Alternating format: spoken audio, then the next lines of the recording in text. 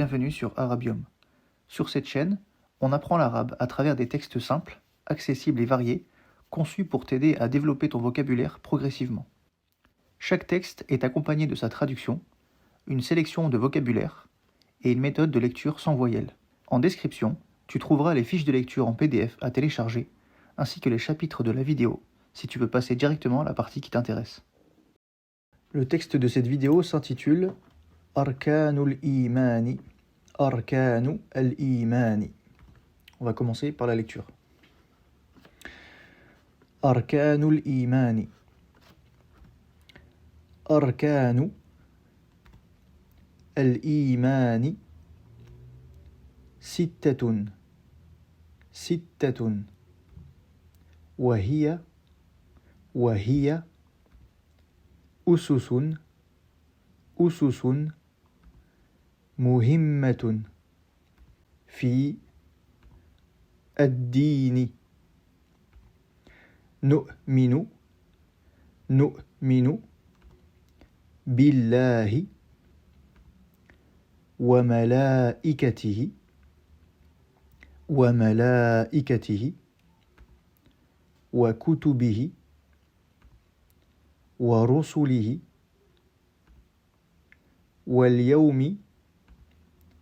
الآخر والقدر خيره وشره. الإيمان يزيد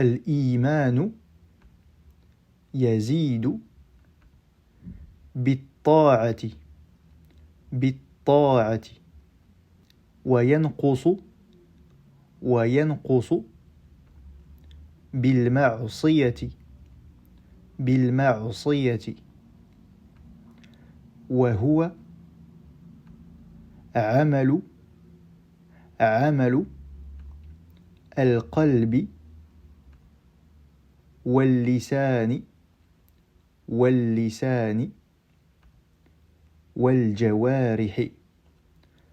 والجوارح. أركان الإيمان. أركان الإيمان 6 وهي أسس مهمة في الدين نؤمن بالله وملائكته وكتبه ورسله واليوم الآخر والقدر خيره وشره. الإيمان يزيد بالطاعة وينقص بالمعصية وهو عمل القلب واللسان والجوارح. Maintenant, on va voir la traduction. Le titre, Arkanul Iman. Arkan, c'est le pluriel de Ruknun, qui est le pilier. Al-Iman, la foi. Le titre est ce qu'on appelle une annexion. On a un possédant, qui est la foi, car elle possède des piliers. Et ici, le possédé. Le quelque chose de quelque chose. C'est ce qu'on appelle une annexion. Et donc ça se traduit par les piliers de la foi. Arkanul Imani Sittatun. Les piliers de la foi, 6, littéralement. Donc ça veut dire, encore une fois, le verbe être ici, comme souvent en arabe, il est, lorsqu'il est au présent, implicite, donc il n'apparaît pas ici dans la structure en arabe. Donc on traduira par les piliers de la foi sont au nombre de 6, ou sont 6. Wahiya ususun muhimmatun fid din.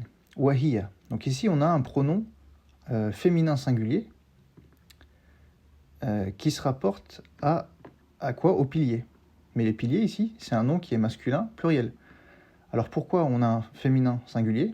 Eh bien, en fait, c'est ce qu'on appelle un concept qui n'est pas doué de raison. Lorsqu'un pluriel en arabe est un concept qui n'est pas doué de raison, eh bien pour le nommer indirectement, c'est-à-dire à l'aide d'un pronom, un nom qui va le remplacer dans la phrase, eh bien on utilisera le féminin singulier. Wahiya, donc c'est-à-dire et cela, du coup c'est pilier. Encore une fois, l'absence du verbe être, mais on a ici ususun, les fondements, muhimmatun, important. Donc là on retrouve le fait que, bien que le sujet est au pluriel, le pronom est singulier féminin, et l'adjectif aussi. Muhimmatun, c'est le féminin de muhimmun, qui est important. Muhimmun, c'est important au masculin. Muhimmatun, importante. Et cela des fondements importants, fi dans ad-din, la religion. Et ce sont des fondements importants dans la religion. Nu'minu billahi. Nous croyons en Allah. Et la particule qui va permettre de dire en quoi nous croyons, eh bien en arabe ça va être le bi ici qu'on va mettre devant les mots. Nu'minu bi quoi? Nu'minu bi Allah, nu'minu billah, nous croyons en Allah. Wa et malaikatihi, le hi ici, on doit reconnaître ici la forme qui se rapporte à lui, ce sont ces anges. Les anges à qui? À Allah. Les anges de qui, pardon, plutôt? De Allah. Wa malaikatihi, et ses anges. Wa kutubihi, encore le hi ici, qui se rapporte à lui. Donc, kutub, c'est les livres au pluriel. Kutubihi, c'est livres. Donc, nous croyons en Allah, en ses anges, en ses livres. Rusulihi, rusul, c'est les messagers au pluriel. Rusulihi, ses messagers. Wal yawmil akhir, et le jour dernier. Wal qadari, et au destin. Khayrihi wa sharrihi.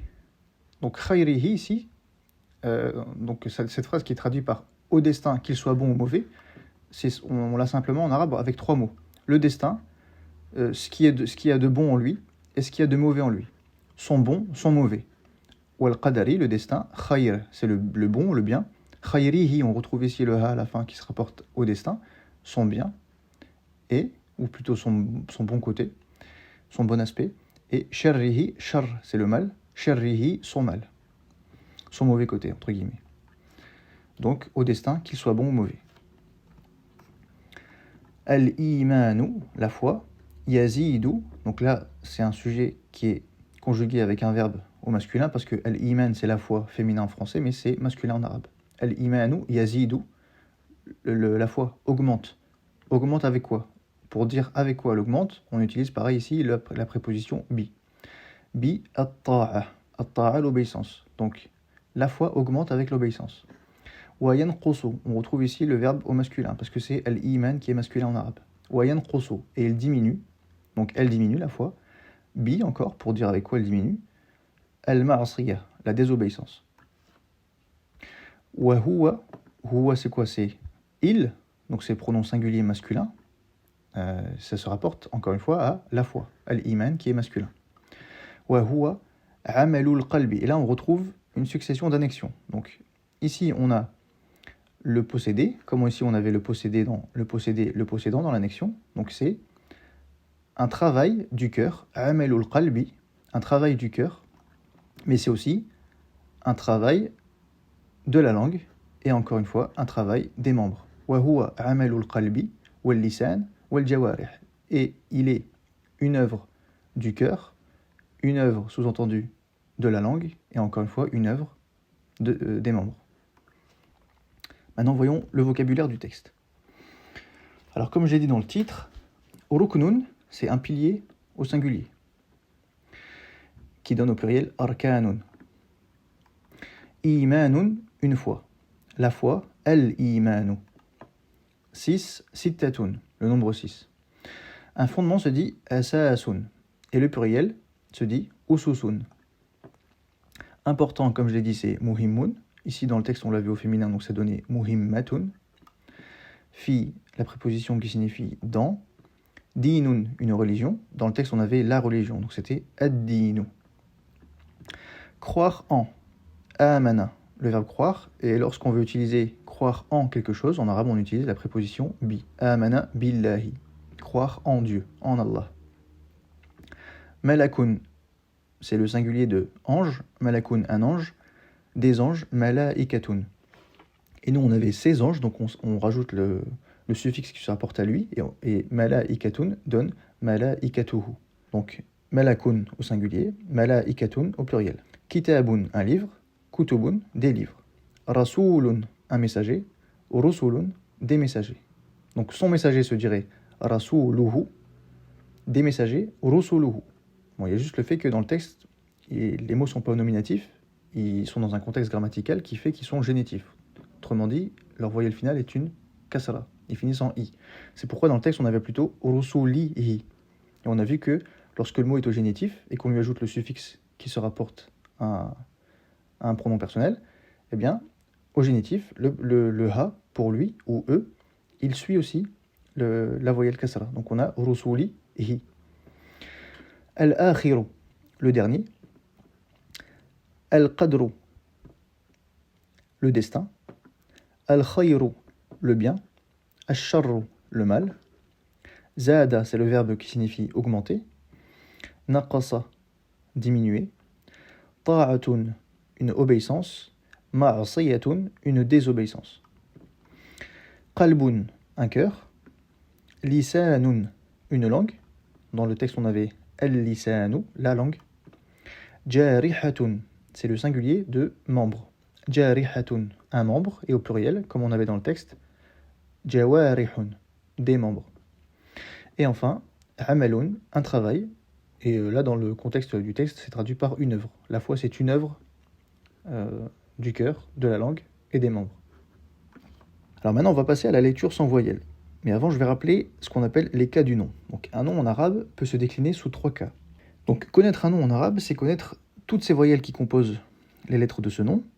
Et en fait, la voyelle finale va changer en fonction du contexte grammatical dans lequel ce mot se trouve. Et en fonction de la voyelle qu'il va avoir à la fin, eh bien, on dit qu'il se décline dans 3 cas. Lorsque le mot termine par une dhamma, on dit qu'il est au nominatif, ou plutôt inversement, lorsqu'il est au nominatif, on dira qu'il se termine par une dhamma. Lorsqu'il est à l'accusatif, il terminera par une fatha, et lorsqu'il est au génitif, il terminera par une kasra. Et là, à chaque fois, je donne les règles de base qu'il faut retenir pour chacun des cas. Donc il existe une multitude de cas qui fait qu'un nom se décline au nominatif, à l'accusatif ou au génitif, mais il y a 2-3 règles de base à retenir pour chaque cas, pour des règles de base qui permettent d'obtenir les voyelles finales des mots d'un texte. Pour le nominatif, c'est les cas qu'on va utiliser lorsqu'on présente le mot sous forme isolée. C'est ce que j'ai fait juste avant, quand on a vu le vocabulaire du texte. Tous les mots, puisqu'ils sont isolés, eh bien, le cas par défaut sera le nominatif. Et donc, je présente tous les mots toujours avec une dhamma à la fin.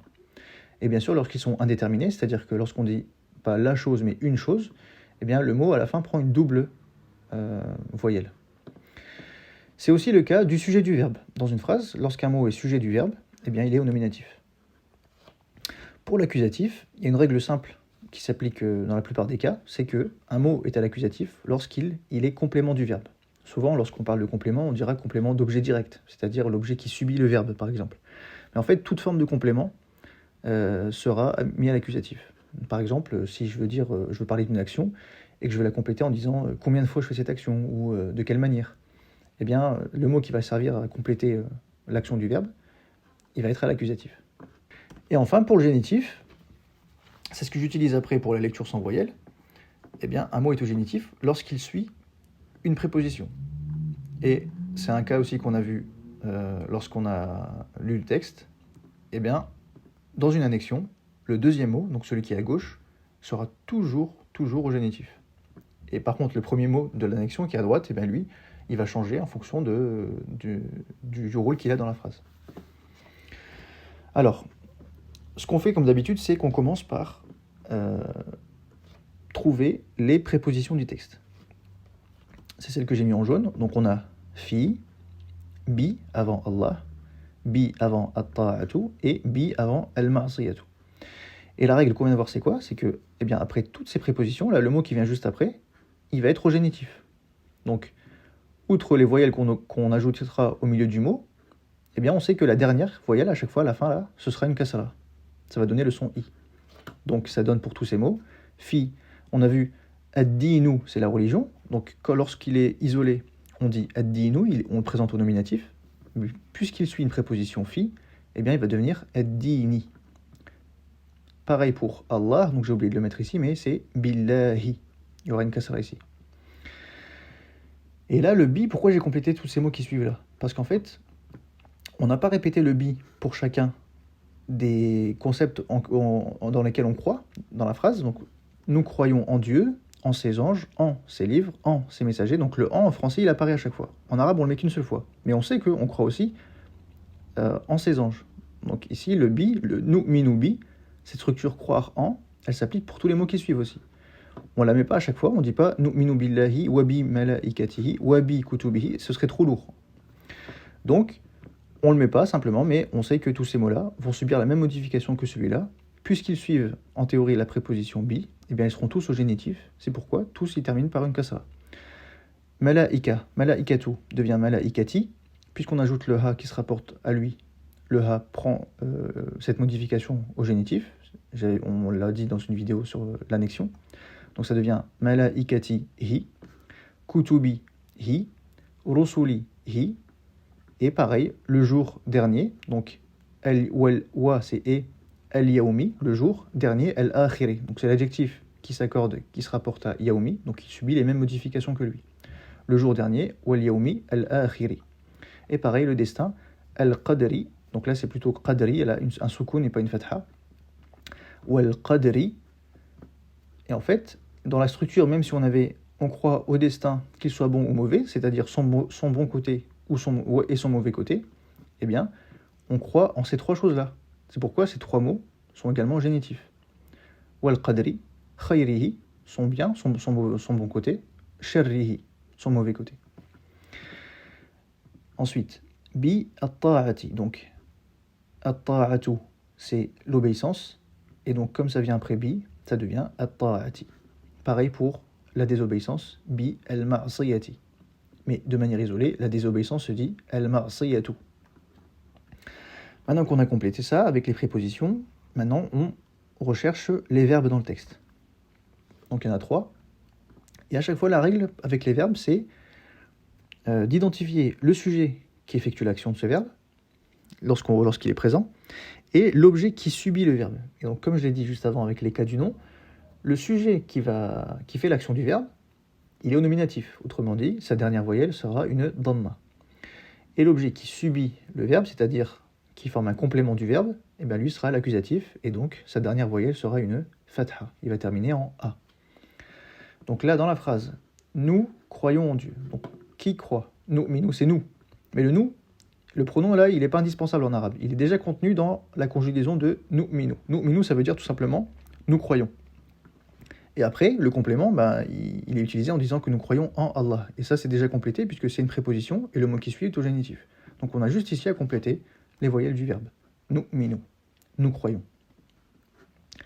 Ensuite, dans la phrase al-imanu yazidu bit-ta'a, la foi augmente avec l'obéissance. Donc, qu'est-ce qui augmente? La foi, al-imanu, est le sujet du verbe. Il sera donc au nominatif. Autrement dit, sa dernière voyelle ici sera une dhamma. Donc on dit al-imanu yazidu. Et ici, c'est la même structure. Wa yanqusu et diminue avec la désobéissance. Qu'est-ce qui diminue? Le sujet, on l'a déjà mis ici. Donc on sait déjà que le sujet, c'est al-imanu au nominatif. Et donc on a juste à compléter le verbe wa yanqusu. Il diminue. Et pour ces deux verbes, on n'a pas de complément direct, puisqu'on a une forme qui se construit avec la préposition bi. Et pour le reste, eh bien, on prendra par défaut le nominatif, puisque ce qui va faire, en fait, l'idée qu'il faut retenir, c'est ce qui va faire changer le cas dans lequel se décline un nom, c'est la présence d'un verbe. C'est la présence du verbe qui fait que ce qu'il complète va être à l'accusatif. Donc par défaut, on prendra le nominatif, et en fonction de ce qu'on rencontre comme structure, eh bien, on s'adapte. Donc, on va commencer par le titre, Arkanu al-Imani. Pourquoi? Parce qu'on dit les piliers de la foi. Donc les piliers, c'est comme si on présentait les piliers de manière isolée. On dit les piliers Arkanu. Et c'est ici ce qu'on appelle une annexion. Lorsque vous voyez les de donc les quelque chose de quelque chose, c'est-à-dire une possession, eh bien, le deuxième mot ici, comme on l'a vu dans la slide sur les cas du nom, le deuxième mot de l'annexion à gauche sera toujours au génitif. Donc celui-là est au nominatif et celui-là au génitif. Donc ça donne Arkanu al-Imani. Ensuite, on retrouve ça ici. Arkanu al-Imani sittatun. Il n'y a pas de verbe ici. Donc par défaut, sittatun va être au nominatif. Et le verbe être est sous-entendu. Les piliers de la foi, 6. Sous-entendu, ils sont au nombre de 6. Donc tout est au nominatif, sauf bien sûr ce mot-là, puisqu'il fait partie de l'annexion Arkanu al-Imani. Wa hiya. Donc hiya, on a dit que ça se rapportait au pilier. C'est féminin singulier hiya, mais comme c'est un concept qui n'est pas doué de raison, les piliers de la foi, eh bien, lorsqu'on se rapporte à ce mot par des pronoms ou des adjectifs, eh bien, on utilise le féminin singulier. Wa hiya, ça c'est un variable, il n'y a pas de verbe, des fondements, important. Important ici, au singulier et féminin, parce que on se rapporte toujours au concept qui n'est pas doué de raison, donc féminin singulier. Et donc ici encore, tout est au nominatif. Wa hiya ususun muhimmatun fid din. Nu'minu billahi wa malaikatihi wa kutubihi wa rusulihi wal yawmil akhiri wal qadri khayrihi wa sharrihi. Al-imanu yazidu bit ta'ati wa yanqusu bil ma'siyati. Et là, wa huwa amalu al-qalbi. Donc là, on retrouve l'annexion. Wa huwa, il n'y a toujours pas de verbe dans cette phrase, donc il n'y aura pas de modification. Par contre, comme on se retrouve dans le cas d'une annexion, ben, les mots qui vont venir en deuxième position, comme al-imani dans arkanul imani, et ben, seront génitifs, comme lui ici. Donc ils prendront tous une kasra. Wa huwa, et c'est, et lui est une œuvre ou un travail, amalu, al-qalbi. Et donc, dans l'annexion, ici on a trois annexions regroupées en une seule. Donc c'est à chaque fois amalu al-qalbi, amalu al-lisani et amalu al-jawarihi. C'est pourquoi on a amalu au nominatif, puisqu'il n'a pas été transformé par un verbe dans la phrase. Et al-qalbi, al-lisani et al-jawarihi jouent le rôle de ce deuxième mot-là dans ces structures d'annexion.